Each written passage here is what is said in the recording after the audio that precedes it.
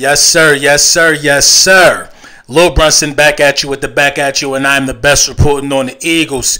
Before we get into the meat and potatoes, I gotta let you know that this video was brought to you by Print Champs. Big Print Champs in the building. You know where to find it, man. Hurt season hats, ski mask Howie tees. Philly Mike got the Philly Bulldog hats going crazy, man. Make sure you tap in. Make sure you tap in. Let's talk about the Philadelphia Eagles improvement to 4-0 for the second time. You know what I mean? In back-to-back years. I don't know if this has ever been done in franchise history, man, but we are in the glory days of Philadelphia Eagles football. Now, Jalen Hurts put the team on his back today from the pocket, if you want to keep it a buck.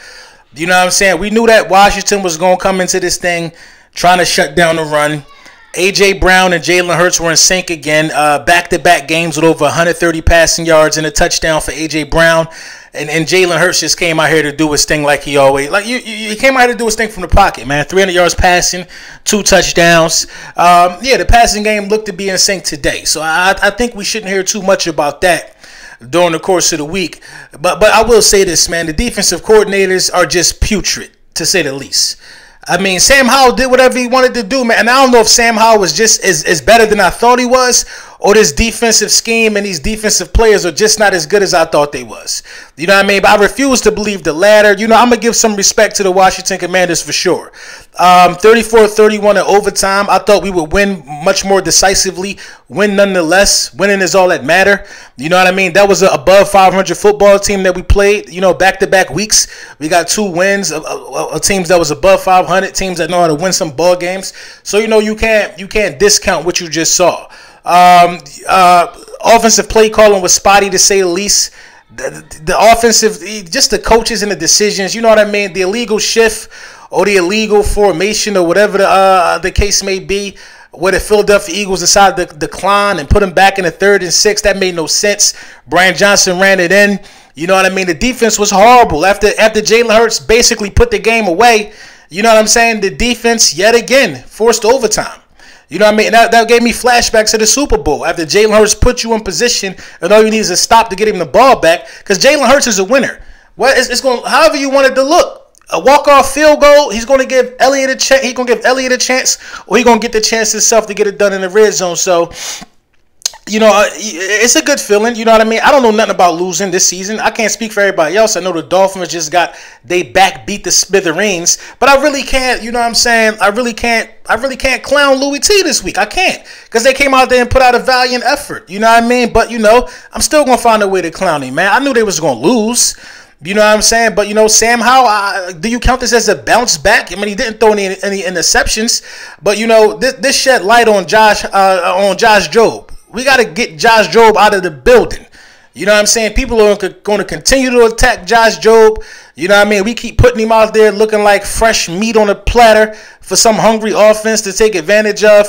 And we got to come out there schematically and see what we can do differently to get a different outside presence out there, man. You know what I mean? I need Bradbury back on the outside. I need somebody else in the slot. We need to make something happen, you know what I mean, in terms of Josh Jobe being in the game in key situations. But, you know, being 4-0, the running game still was able to do its thing. Swift and Gainwell, you know, that was a big emphasis of this week, that we wasn't going to be able to run the ball on these guys. We ran the ball on them guys, you know what I mean? They didn't shut the run down. I'm pretty sure we was close to 4.5 yards per carry. I'm going to check on that. But, you know, the story of the day for me is how, you know, when all else fails, you know, Jalen Hurts is slowly getting back into a rhythm.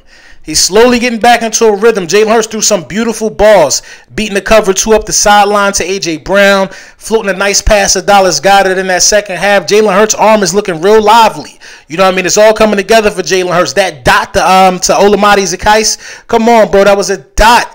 You know what I mean? Jalen Hurts is coming. It is coming.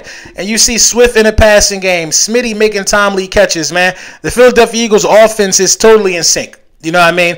That's why I was confused when people come out here saying stuff like, you know, are the Philadelphia struggling on the offensive side of the ball? No, we not. It's just multiple ways we could beat you. So we're already trying to pick our poison. The only thing that's holding the Philadelphia Eagles offense back is offensive play calling. The offensive play calling sometimes just don't make any sense, if you ask me. The personnel packages just don't make any sense, if you have me. If you got a running back that got you 300 yards the last 2 weeks, why is Gainwell getting as many carries as he's getting? Now, he was productive, but I wouldn't do it. I don't know if Swift injured or not.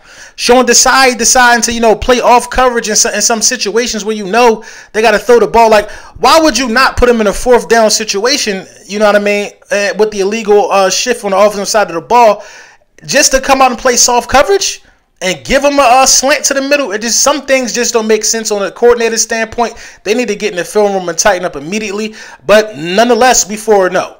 Despite everything, we're 4-0 when our quarterback is playing some good ball right now. He's throwing a touchdown pass to a wide receiver every game this season. You got guys like Dak Prescott who haven't thrown a touchdown pass to a wide receiver at all. So, you know what I mean? I'm really liking where we at. I'm really liking where things are shaping up to be. And we on to next week, man. Let me know what y'all think in the comments. I'm going to go out here and enjoy the rest of these games, praying on the downfall of our opposition. And, we 4-0, man. Anybody got anything they want to say about that? Meet us in the win column because you might not be there.